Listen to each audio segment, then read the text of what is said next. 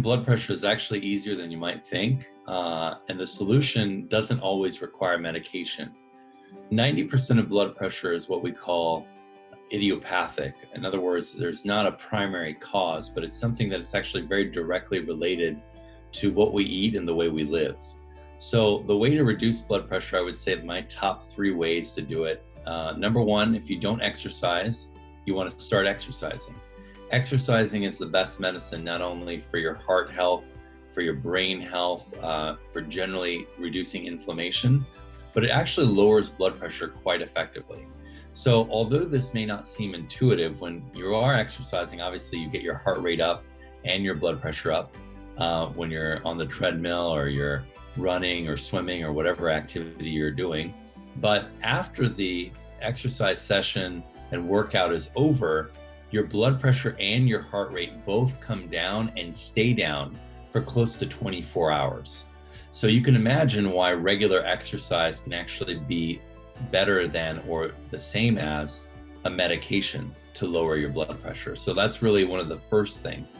If you're not active already, just remember to start low and go up slow, and ask your doctor about what kind of activity is right for you.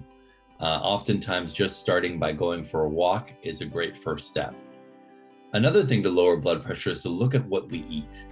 The standard American diet, which is SAD, is very high in processed foods. Actually, over 64% is processed food. And most of this processed food, or frankenfoods, or food-like substances, as I like to call them, are really high in refined sugar and salt and sodium. So this excess sodium is a big contributor to high blood pressure for most people.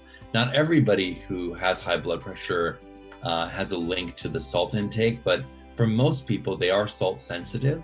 And so looking at the amount of salt that we take is important. So just to get an idea of it, the standard American diet average is about 3,400 milligrams a day of salt intake, which is way too much. You want to keep your salt intake to less than a teaspoonful, which is around 2,300 milligrams a day. And avoiding processed food, avoiding prepackaged foods as much as possible, reading labels, that's one way to do it. And another part of the diet, which is also important, I think, is getting fiber. One way to kind of reduce your sodium and increase your fiber, particularly from fruits and vegetables, which is the best way to get that fiber, is by doing the DASH diet.